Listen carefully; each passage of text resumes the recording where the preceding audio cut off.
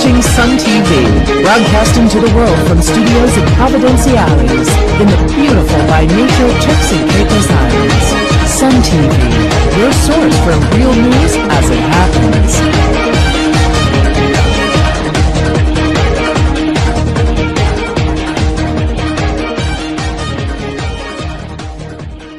I'm Leslie Garland. Thanks for watching.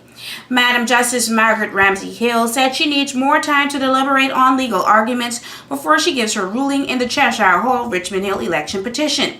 When the court resumed at 4 p.m. today, Wednesday, December 5th, Ramsey Hill said she found it difficult to condense the arguments which were submitted over the past 2 days. Ramsey Hill said she was fully aware of the public's interest in this matter, and she will give her decision in good time. However, if Madam Justice sides with Queen's Counsel Ariel Missick, the case will end. But if she rules against him, a date of January 7, 2013 has been set for a trial to begin to determine if there will be a by-election. When the court sat this morning, the judge called lawyers into her chambers for a brief meeting.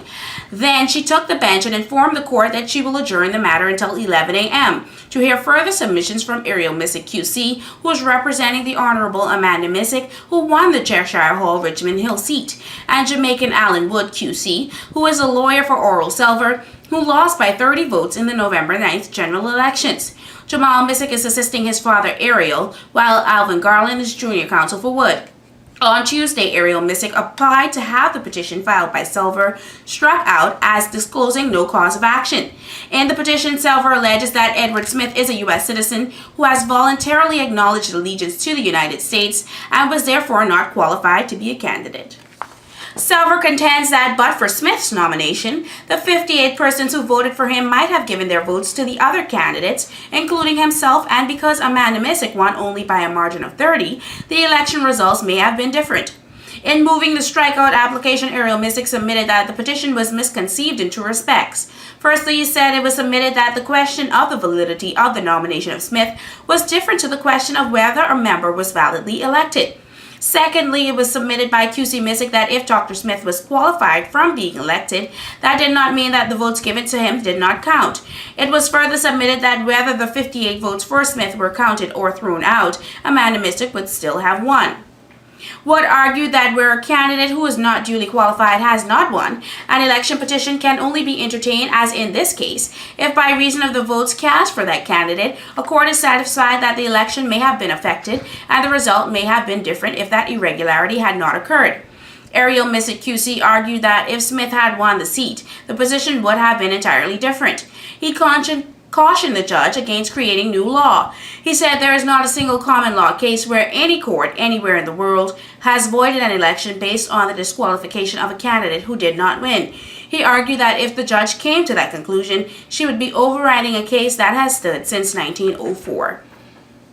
Missick said the law of the Turks and Caicos Islands said that Smith was qualified to be nominated and was entitled to stand in the election. Therefore, his votes must count. On the other hand, Wood said that by reason of making a false statement on his nomination form, Smith inserted himself as a candidate in the election process. Therefore, no court can truly say that the majority of voters in the constituency have supported Amanda Missick, who was the candidate returned.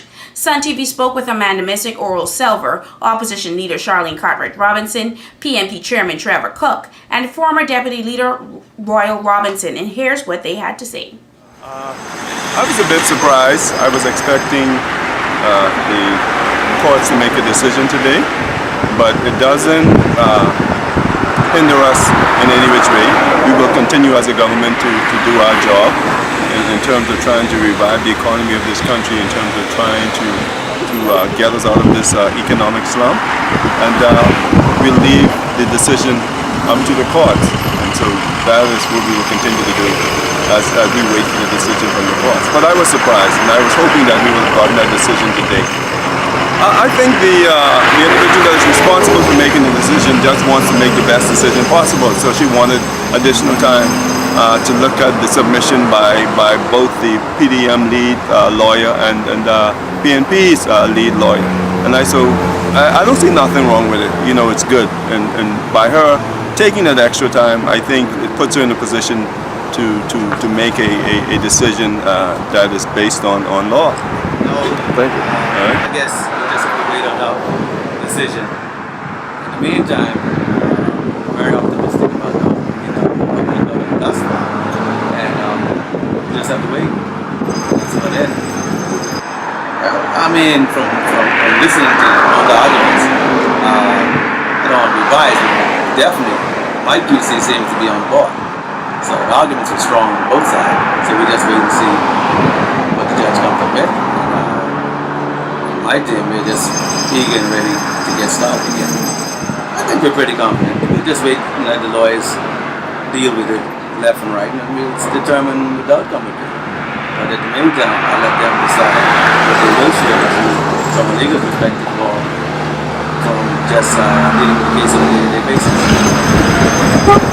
Well, I'll just sit and wait for justice to prevail.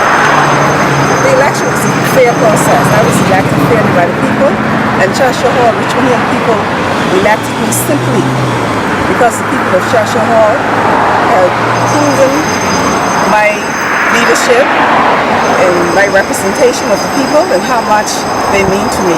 I have proven myself.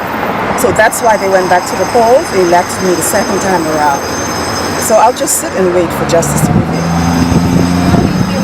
Okay, it's been a very long 2 days, I would say. We were very prepared to move forward with our petitioner, and we're looking forward to the judgment in the case. We will not speculate about the outcome, but we'll simply await the judge's decision, and we'll abide according to whichever route she takes.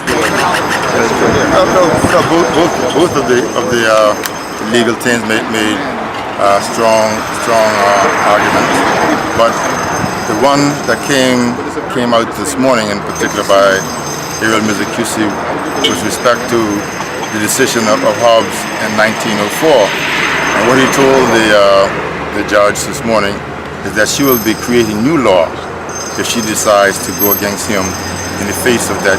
What she says that this thing flies in the face or in the teeth of Hobbs. So it's going to be a difficult proposition for her to rule that, because on the one hand, you're saying that for sure Dr. Smith was probably nominated. He's probably on the ballot. And if he's on the ballot, those votes that were cast for him were legitimate. The voters, the 58 voters, were legitimate voters. So you can't say that they were illegitimate voters. So they have to stand and be counted. So you can't toss them out. And you can't say, well, overturn the electorate.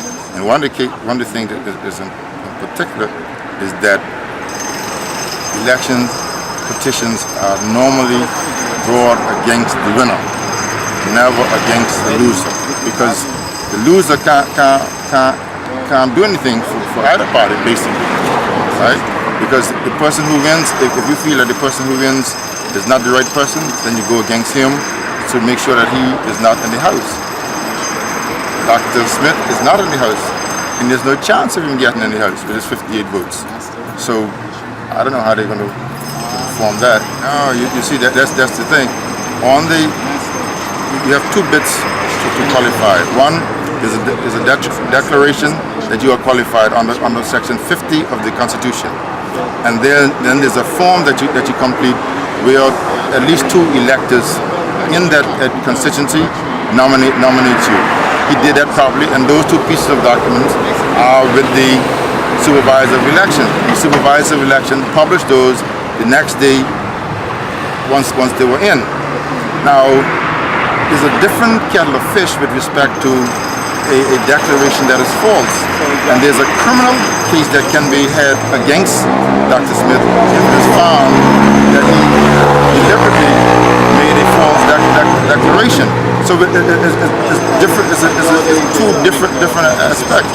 And what Mr. Miziga said is nothing on the face of the law that says that Dr. Smith was not duly nominated, because that on the process he was duly nominated. Whether he is qualified to hold an office in the House of Assembly, that's a different ballgame. That's our Sun TV News package for today, Wednesday, December 5th, 2012. Until next time, when we bring you more real news as it happens, directly to your computer, your mobile phone, or your tablet. Until next time, I'm Leslie Garland. Thanks for watching.